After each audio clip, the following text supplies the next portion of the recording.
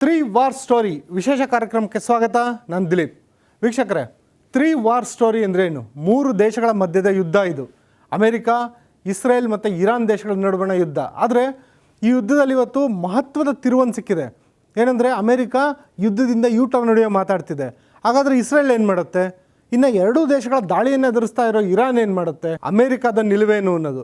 ಅಮೆರಿಕದ ನಿಲುವು ನಿರಂತರವಾಗಿ ಬದಲಾಗ್ತಾನೆ ಇದೆ. ಕಳೆದ ಒಂದು 15 ದಿನಗಳಲ್ಲಿ ಟ್ರಂಪ್ ಕೊಡ್ತಿರೋ ಹೇಳಿಕೆಗಳನ್ನು ನೋಡಿದ್ರೆ ಒಂದು ರೀತಿ ಬೆಳಗ್ಗೆ ಒಂದು ಹೇಳಿಕೆ ಕೊಡ್ತಾರೆ, ಸಂಜೆ ಒಂದು ಹೇಳಿಕೆ ಕೊಡ್ತಾರೆ. ಆದರೆ ನಿನ್ನೆ ಟ್ರಂಪ್ ಒಂದು ಸೂಚನೆ ಕೊಟ್ಟಿದ್ದರು. ಏನಂದರೆ, 4 ರಿಂದ 6 ವಾರಗಳಲ್ಲಿ ನಾವು ಯುದ್ಧವನ್ನು ಅಂತ್ಯ ಮಾಡ್ತೀವಿ. ನಮ್ಮ ಟಾರ್ಗೆಟ್ ಇರೋದು ಹರ್ಮುಜ್ ಜಲಸಂಧಿ ಮುಕ್ತ ಮಾಡೋದಲ್ಲ. ನಮ್ಮ ಟಾರ್ಗೆಟ್ ಇರೋದು ಏನೊಂದು ಇರಾನ್ನಲ್ಲಿರುವಂಥ ಇಸ್ಲಾಮಿಕ್ ಆಡಳಿತವನ್ನು ಅಂತ್ಯ ಮಾಡೋದಲ್ಲ. ನಮ್ಮ ಟಾರ್ಗೆಟ್ ಇರೋದು ಕೇವಲ ಇರಾನ್ನಲ್ಲಿ ಇರುವಂಥ ಒಂದು ಅಣ್ವಸ್ತ್ರವನ್ನು ತಯಾರು ಮಾಡೋಂಥ ಸಾಮರ್ಥ್ಯವನ್ನು ನಾಶಪಡಿಸೋವಂಥದ್ದು, ಜೊತೆಗೆ ಇರಾನ್ನ ಆರ್ಥಿಕ ಮೂಲ ಮತ್ತು ಇಂಧನ ಮೂಲವನ್ನು ನಾಶಪಡಿಸೋದಷ್ಟೇ ನಮ್ಮ ಟಾರ್ಗೆಟ್ ಅಂತ ಹೇಳಿದರು. ಇವತ್ತು ಆ ಟಾರ್ಗೆಟ್ ಇನ್ನೊಂದು ಸ್ವಲ್ಪ ಪಾಲಿಷ್ ಆಗಿದೆ. ಏನಂದರೆ, ಆದಷ್ಟು ಬೇಗ ನಾವು ಇರಾನ್ನ ಒಂದು ಯುದ್ಧವನ್ನೇ ಅಂತ್ಯ ಮಾಡಿಬಿಡ್ತೀವಿ, ಇರಾನ್ ವಿರುದ್ಧ ನಾವೇನು ದಾಳಿ ಮಾಡ್ತಿದ್ದೀವಿ ಅದನ್ನು ಅಂತ್ಯ ಮಾಡ್ತೀವಿ ಅಂತ ಹೇಳ್ಬಿಟ್ಟು ಇವತ್ತು ಬೆಳಗ್ಗೆ ಡೊನಾಲ್ಡ್ ಟ್ರಂಪ್ ಅವರು ಒಂದು ಘೋಷಣೆಯನ್ನು ಮಾಡಿದ್ದಾರೆ. ಈ ಘೋಷಣೆ ಮಾಡಿರೋದ್ರ ಜೊತೆಗೆ 2 ರಿಂದ 3 ವಾರಗಳೊಳಗೆ ಇರಾನ್ನಲ್ಲಿರುವಂಥ ಅಮೆರಿಕ ಸೇನೆಯನ್ನು ಹಿಂತೆಗತ ಮಾಡ್ಕೊತೀವಿ ಅಂತಲೂ ಹೇಳಿದ್ದಾರೆ. ಕಳೆದ ಒಂದು 5-6 ದಿನಗಳಲ್ಲಿ ಏನು ಅಮೆರಿಕ ಸೇನೆ ಬಿಲ್ಡಪ್ ಆಗಿತ್ತು, ಕೊಲ್ಲಿ ರಾಷ್ಟ್ರಗಳಲ್ಲಿ ಒಂದು 75 ರಿಂದ 80 ಸಾವಿರ ಸೈನಿಕರನ್ನ ನಿಯೋಜನೆ ಮಾಡಲಾಗಿತ್ತು. USS ಅಬ್ರಹಾಂ ಲಿಂಕನ್ ಜೊತೆಗೆ USS ಟ್ರಿಪೋಲಿ ಅನ್ನೋ ಯುದ್ಧ ನೌಕೆಯನ್ನು ಕೂಡ ನಿಯೋಜನೆ ಮಾಡಲಾಗಿತ್ತು. ಜೊತೆಗೆ ಭಾರಿ ಪ್ರಮಾಣದ ಒಂದು ಯುದ್ಧ ವಿಮಾನಗಳನ್ನು ನಿಯೋಜನೆ ಮಾಡಲಾಗಿತ್ತು. ಅವೆಲ್ಲವುದನ್ನು ಕೂಡ 2 ರಿಂದ 3 ವಾರಗಳಲ್ಲಿ ಹಿಂತೆಗತ ಮಾಡ್ಕೊತೀವಿ ಅಂತ ಟ್ರಂಪ್ ಘೋಷಣೆ ಮಾಡಿದ್ದಾರೆ. ಅದ್ರ ಜೊತೆಯಲ್ಲೇನೇ ಏನೊಂದು ಇರಾನ್ ಮೇಲೆ ಅಮೆರಿಕ ವೈಮಾನಿಕ ದಾಳಿ ನಡೆಸ್ತಿದೆಯಲ್ಲ, ನಿನ್ನೆ ತಾನೇ ಒಂದು ದಾಳಿ ಆಯ್ತಲ್ಲ, ದೊಡ್ಡ ಮಟ್ಟದ ದಾಳಿ ಇಸ್ಫಹಾನ್ ಮೇಲೆ. ಅದೇ ರೀತಿಯಾದಂತಹ ದಾಳಿಗಳನ್ನು, ವೈಮಾನಿಕ ದಾಳಿಗಳನ್ನು, ಅಂದರೆ ನಾವು ವಾಪಸ್ ಹೋಗೋವರೆಗೂ ನಮ್ಮ ವೈಮಾನಿಕ ದಾಳಿಗಳನ್ನು ನಿರಂತರವಾಗಿ ನಡೆಸ್ತಾನೆ ಇರ್ತೀವಿ ಅಂತ ಹೇಳ್ಬಿಟ್ಟು ಡೊನಾಲ್ಡ್ ಟ್ರಂಪ್ ಹೇಳಿದ್ದಾರೆ. ಇದ್ರ ಜೊತೆಯಲ್ಲೇ ಒಂದು ಕಡೆ ಸೇನೆ ಹಿಂತೆಗೆತದ ಮಾತು, ಮತ್ತೊಂದು ಕಡೆ ನಿರಂತರ ದಾಳಿ. ಇದ್ರ ಮಧ್ಯೆನೇ ಇರಾನ್ ಸರ್ಕಾರವನ್ನು ಮಾತುಕತೆಗೂ ನಾವು ಒತ್ತಾಯ ಮಾಡ್ತೀವಿ. ಅಂದರೆ ಇಲ್ಲಿ ಅಮೆರಿಕದು 3 ಟಾರ್ಗೆಟ್ ಇದೆ. ಒಂದು, ಆದಷ್ಟು ಬೇಗ ಯುದ್ಧನ ಅಂತ್ಯ ಮಾಡಬೇಕು, ನಮ್ಮ ಸೇನೆ ವಾಪಸ್ ತಗೊಬೇಕು, ಸೇನೆ ವಾಪಸ್ ಹೋಗೋವರೆಗೂ ಹೊಡಿತಾ ಇರಬೇಕು, ಅದ್ರ ಮಧ್ಯೆ ಮಾತುಕತೆಗೂ ಕರಿಬೇಕು. ಈ ಎಲ್ಲ ಟಾರ್ಗೆಟ್ಗಳನ್ನು ಅಮೆರಿಕ ಹಾಕ್ಕೊಂಡಿದೆ ಅಂತ ಹೇಳ್ಬಿಟ್ಟು ಡೊನಾಲ್ಡ್ ಟ್ರಂಪ್ ಅವರು ಇವತ್ತು ಹೇಳಿದ್ದಾರೆ. ಜೊತೆಗೆ ಇನ್ನೊಂದು ಇಂಪಾರ್ಟೆಂಟ್ ವಿಚಾರ ಏನಂದರೆ, ಒಂದು ವೇಳೆ ಇರಾನ್ ಜೊತೆಗೆ ಮಾತುಕತೆ ಯಶಸ್ವಿ ಆಗಲಿ ಅಥವಾ ಯಶಸ್ವಿ ಆಗದಲೇ ಇರಲಿ, ಯುದ್ಧನೇ ಹೇಳ್ತಾರಲ್ಲ ಮಾತಾಡ್ತಾರೆ ಡೀಲ್ ಅಂತ, ಈ ಡೀಲ್ ಆರ್ ನೋ ಡೀಲ್, ನಮ್ಗೆ ಅದ್ರ ಚಿಂತೆ ಇಲ್ಲ, ನಾವು ವಾಪಸ್ ಹೋಗ್ಬಿಡ್ತೀವಿ 3 ವಾರದಲ್ಲಿ ಅಂತ. ಅಂದರೆ ಡೀಲ್ ಆಗಲಿ ಆಗದಲೇ ಇರಲಿ, ನಾನು ವಾಪಸ್ ಹೋಗ್ತೀನಿ ಅಂತಿದ್ದಾರೆ ಡೊನಾಲ್ಡ್ ಟ್ರಂಪು. ನಮ್ಮ ಕೆಲಸ ಮುಗಿಸಿದ್ದೇವೆ ಅಂತಲೂ ಹೇಳ್ತಿದ್ದಾರೆ ಅಮೆರಿಕ ಅಧ್ಯಕ್ಷರು. ನಾವು ನಮ್ಮ ಕೆಲಸ ಮುಗಿಸಿದ್ದೇವೆ ಅನ್ನೋದು ಅಮೆರಿಕ ಅಧ್ಯಕ್ಷರ ಮಾತು. ಏನು ಮುಗಿಸಿದ್ದಾರೆ? ಏನು ಕೆಲಸ? ಅಮೆರಿಕ ಅಧ್ಯಕ್ಷರು ಮುಗಿಸಿರೋ ಕೆಲಸ ಏನು? ಅದೇನು ಅಂತ ನೋಡೋಕೆ ಹೋದರೆ, ಇರಾನ್ನಲ್ಲಿ ಅಣ್ವಸ್ತ್ರ ತಯಾರಿಕಾ ಸಾಮರ್ಥ್ಯನೇ ಇಲ್ಲದಂತೆ ಮಾಡಿದ್ದೇವೆ ಈಗಾಗಲೇ ಸಾಕಷ್ಟು, ಮುಂದೆನೂ ಮಾಡ್ತೇವೆ. ಎಷ್ಟು ಮಟ್ಟಿಗೆ ಅಂದರೆ, ಇರಾನು ಅಣ್ವಸ್ತ್ರ ತಯಾರಿಕಾ ವಿಚಾರದಲ್ಲಂತೂ ಇರಾನು ಶಿಲಾಯುಗಕ್ಕೆ ಹೋಗ್ಬಿಡಬೇಕು ಅಂತ. ಅಂದರೆ ಶಿಲಾಯುಗ ಅಂದ್ರೇನು? ಚಕ್ರವನ್ನೇ ಕಂಡುಹಿಡಿದಲೇ ಇರೋ ಯುಗ, ಬೆಂಕಿಯನ್ನೇ ಕಂಡುಹಿಡಿದಲೇ ಇರೋ ಯುಗ. ಆ ಯುಗಕ್ಕೆ, ಅಣ್ವಸ್ತ್ರ ತಯಾರಿಕೆ ವಿಚಾರದಲ್ಲಿ ಶಿಲಾಯುಗಕ್ಕೆ ಇರಾನ್ ಹೋಗಂಗೆ ಮಾಡ್ತೀವಿ ಅಂತ ಹೇಳ್ಬಿಟ್ಟು ಡೊನಾಲ್ಡ್ ಟ್ರಂಪ್, ಅದು ಅವರ ಎಂದಿನ ಶೈಲಿಯಲ್ಲಿ ಆಡಿರೋಂಥ ಮಾತು. ಅದನ್ನು ಎಷ್ಟರ ಮಟ್ಟಿಗೆ ಸೀರಿಯಸ್ಸಾಗಿ ತಗೊಬೇಕು ಅನ್ನೋದು ನಿಮ್ಮ ವಿವೇಚನೆಗೆ ಬಿಟ್ಟಿದ್ದು. ಜೊತೆಗೆ ಹರ್ಮುಜ್ ಜಲಸಂಧಿ ಪುನರಾರಂಭ ಇದೆಯಲ್ಲ, ಅದಕ್ಕೂ ನಮಗೆ ಸಂಬಂಧ ಇಲ್ಲ ಅಂತ ಕೈ ತೊಳ್ಕೊತಾ ಇದ್ದಾರೆ ಸಾಹೇಬರು. ಈ ಹರ್ಮುಜ್ ಜಲಸಂಧಿ ಮುಚ್ಚಿದ್ದೇನಕ್ಕೆ? ಅಮೆರಿಕ ಮತ್ತು ಇಸ್ರೇಲ್ ಜಂಟಿಯಾಗಿ ದಾಳಿ ಮಾಡಿದ್ದಕ್ಕೆ, ಒಂದು ಆರ್ಥಿಕ ಸಮರ ಸಾರೋಣ ಅನ್ನೋ ಕಾರಣಕ್ಕೆ ಇರಾನು ಇಡೀ ವಿಶ್ವಕ್ಕೇ ಒಂದು ಆರ್ಥಿಕ ಸಂಕಟ ತಂದೊಡ್ಡಬೇಕು ಅಂತೇಳಿ ಈ ಒಂದು ಹರ್ಮುಜ್ ಜಲಸಂಧಿಯನ್ನು ಮುಚ್ಚಿತು. ಆನಂತರ ತನ್ನ ಸ್ನೇಹಿತ ರಾಷ್ಟ್ರಗಳು ಯಾರ್ಯಾರಿದ್ದಾರೆ, ನಾವು ಭಾರತ, ರಷ್ಯಾ, ಚೀನಾ, ಪಾಕಿಸ್ತಾನ ಮತ್ತು ಇರಾಕ್ ದೇಶಗಳಿಗೆ ಮಾತ್ರ ಓಪನ್ ಮಾಡಿತ್ತು. ಈಗ ಈ ಒಂದು ಹರ್ಮುಜ್ ಜಲಸಂಧಿ ಪುನರಾರಂಭ ಇದೆಯಲ್ಲ, ಅದಕ್ಕೂ ನಮಗೂ ಸಂಬಂಧನೇ ಇಲ್ಲ ಅಂತಿದ್ರು. ಅಂದರೆ ನಡ್ನೀರಲ್ಲಿ ಕೈ ಬಿಡೋದು ಅಂದರೆ ಇದೆ. ಯುದ್ಧದಲ್ಲಿ ಮಧ್ಯದಲ್ಲಿ ಅಣ್ಣ ಎದ್ದೋಗಕ್ಕೆ ರೆಡಿ ಆಗಿಬಿಟ್ಟಿದ್ದಾರೆ. ಜೊತೆಗೆ ಇಡೀ ವಿಶ್ವವನ್ನು ನಡ್ನೀರಲ್ಲಿ ಕೈ ಬಿಟ್ಟು ಹೋಗಬೇಕು ಅಂತ ಹೇಳ್ಬಿಟ್ಟು ಟ್ರಂಪ್ ಸಾಹೇಬ್ರು ನಿರ್ಧಾರ. ಅದರಿಂದ ಭಾರತಕ್ಕಾಗಲಿ ಚೀನಾಗಾಗಲಿ ನಮ್ಗೆ ಯಾರಿಗೂ ಏನು ನಷ್ಟ ಇಲ್ಲ. ಯಾಕಂದರೆ ಇರಾನ್ ನಮ್ಮ ಜೊತೆ ಸ್ನೇಹಿತ ರಾಷ್ಟ್ರ, ನಮ್ಮ ಹಡಗುಗಳು ಇನ್ನೊಂದಷ್ಟು ಈಗಾಗಲೇ ಸುಗಮ ಸಂಚಾರಕ್ಕೆ ಅವಕಾಶ ಕೊಡಲಾಗಿದೆ. ಆದರೆ ಯುದ್ಧ ಇರೋ ಕಾರಣಕ್ಕೆ ಒಂದಷ್ಟು ಹಡಗುಗಳ ಸಂಚಾರಕ್ಕೆ ತೊಡಕಾಗಿದೆ. ಮುಂದಿನ ದಿನಗಳಲ್ಲಿ ಎಂದಿನಂತಂದರೆ ಯುದ್ಧಕ್ಕೆ ಮುಂಚೆ ಹೆಂಗಿತ್ತ ಸನ್ನಿವೇಶ ಅದೇ ರೀತಿ ಆಗುತ್ತೆ. ಆದರೆ ಯಾರು ಅಮೆರಿಕದ ಮಿತ್ರ ರಾಷ್ಟ್ರಗಳ ಕಥೆ ಏನು, ಅದು ಈಗಿರೋಂಥ ಚಿಂತೆ.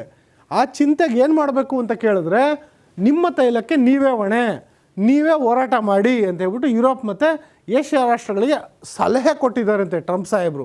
ಇವ್ರು ಕೊಟ್ಟಿರೋ ಸಲಹೆ ನೋಡಿ, ಅಮೇರಿಕಾದ ಮಿತ್ರ ರಾಷ್ಟ್ರ ಆದ್ರೂ ಡೇಂಜರು, ಅಮೇರಿಕಾದ ಶತ್ರು ರಾಷ್ಟ್ರ ಆದರೂ ಡೇಂಜರು ಅನ್ನೋ ಮಾತಿದೆಯಲ್ಲ, ಅದಕ್ಕೆ ಇದೇ ಸ್ಪಷ್ಟವಾದ ಉದಾಹರಣೆ.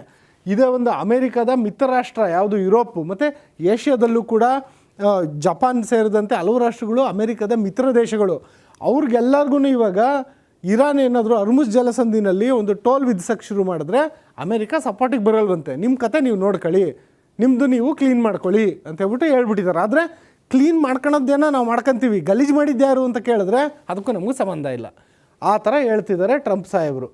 ಇದು ಒಂದು ಕಡೆ. ಆದರೆ ಈ ಅಮೇರಿಕಾದಲ್ಲಿ ಒಂದು ಮಧ್ಯಂತರ ಚುನಾವಣೆ ಮಾತು ಬರ್ತಾಯಿದೆ. ಯಾವಾಗಂದರೆ ನವಂಬರಲ್ಲಿರೋದು ಎಲೆಕ್ಷನ್ನು, ಈಗೇನಲ್ಲ. ಆದರೆ ಟ್ರಂಪು ಈ ರೀತಿಯಾದಂಥ ನಿರ್ಧಾರ ತಗೊಂಡು ತರಾತುರಿನಲ್ಲಿ ಯುದ್ಧ ಮುಗಿಸಿ ವಾಪಸ್ ಹೋಗೋಣ ಅಂತಿರೋದಕ್ಕೆ ಅಮೇರಿಕಾ ಮಧ್ಯಂತರ ಚುನಾವಣೆಯೂ ಒಂದು ಕಾರಣನ ಅನ್ನೋ ಒಂದು ವ್ಯಾಖ್ಯಾನ ಕೇಳಿ ಬರ್ತಾ ಇದೆ. ಅದ್ರ ಜೊತೆಯಲ್ಲೇ ಇದು ಏನೋ ಇನ್ನೂ ದೂರದ ಮಾತು, ನವಂಬರಲ್ಲಿರೋದು ಗೊತ್ತಿಲ್ಲ, ಅಷ್ಟರೊಳಗಡೆ ಜನ ಮರ್ತು ಬಿಡ್ತಾರೆ ನಾ ಟ್ರಂಪ್ ಮಾಡಿರೋ ತಪ್ಪುಗಳನ್ನ. ಆದರೆ ಏನೊಂದು ವಾರ್ನ ಕಾಸ್ಟ್ ಇದೆಯಲ್ಲ, ಪ್ರತಿದಿನ ಯುದ್ಧ ವಿಳಂಬ ಆದಷ್ಟು ಅಮೇರಿಕಾಗೆ ಪ್ರತಿದಿನ $1,000 ಬಿಲಿಯನ್ ಹಣ ಖರ್ಚಾಗ್ತಾ ಇದೆ. ಹಣ ಲೆಕ್ಕಕ್ಕೆ ಸಿಗದಷ್ಟು ಖರ್ಚಾಗ್ತಿದೆ. ಒಂದು ದಿನಕ್ಕೆ $1.5 ಟ್ರಿಲಿಯನ್ ಹಣ ಖರ್ಚಾಗ್ಬೋದು ಅನ್ನೋ ಅಂದಾಜಿದೆ. ಅದು ಎರಡೂ ದೇಶಗಳಿಗೆ, ಇಸ್ರೇಲ್ ಮತ್ತು ಅಮೇರಿಕಾ ದೇಶಗಳಿಗೆ. ಹಂಗಾಗಿ ಈ ಒಂದು ಖರ್ಚನ್ನು ಕಮ್ಮಿ ಮಾಡ್ಕೊಳ್ಬೇಕು ಅನ್ನೋ ಕಾರಣಕ್ಕೆ, ಅಥವಾ ಇದು ಖರ್ಚನ್ನು ಕಟ್ ಮಾಡಿ ನಾವು ಹೋಗಬೇಕು ಅನ್ನೋ ಕಾರಣಕ್ಕೂ ಕೂಡ ಟ್ರಂಪ್ ಈ ಥರ ನಿರ್ಧಾರ ತಗೊಂತಿರ್ಬೋದು. ಮತ್ತು ಮಧ್ಯಂತರ ಚುನಾವಣೆ ಅಮೇರಿಕಾದಲ್ಲಿ ಇರೋದ್ರಿಂದಾಗಿ ನಾನು ಈ ಒಂದು ಇಸ್ರೇಲ್ನ ವಾರ್ನ ನಾನು ಮಾಡಿದೆ, ನನ್ನ ಮೆಗಾ ಬೇಸ್ ಏನಿದೆ, ಮೇಕ್ ಅಮೇರಿಕಾ ಗ್ರೇಟ್ ಅಗೈನ್, ಆ ಒಂದು ಬೇಸ್ಗೆ ನಾನು ಒಂದು ರೀತಿ ಅನ್ಯಾಯ ಮಾಡ್ದಂಗೆ ಆಯ್ತು. ಯಾಕೆಂದರೆ ಅವ್ರಿಗೆ ನಾನು ಯುದ್ಧ ಮಾಡಲ್ಲ ಅಂತ ಹೇಳ್ಬಿಟ್ಟಿದ್ದೆ, ಇವಾಗ ಆ ಬೇಸ್ ನನಗೆ ಓಟ್ ಹಾಕುತ್ತಾ, ಆ ಎಲ್ಲ ಟೆನ್ಷನ್ನಿಂದಾಗಿ ಟ್ರಂಪ್ ಈ ಥರ ಒಂದು ನಿರ್ಧಾರ ತಗೊತಿದ್ದಾರಾ ಅನ್ನೋದು ಸದ್ಯಕ್ಕೆ ಕೇಳಿಬರ್ತಿರೋ ಅಂಥ ಒಂದು ವ್ಯಾಖ್ಯಾನ. ಇದ್ರ ಜೊತೆಯಲ್ಲಿ ಇನ್ನೊಂದೇನೆಂದರೆ, ಅಮೇರಿಕಾದಲ್ಲಿ ನೋ ಕಿಂಗ್ಸ್ ಅಂತ ಒಂದು ಪ್ರತಿಭಟನೆ ನಡೀತಾ ಇದೆ.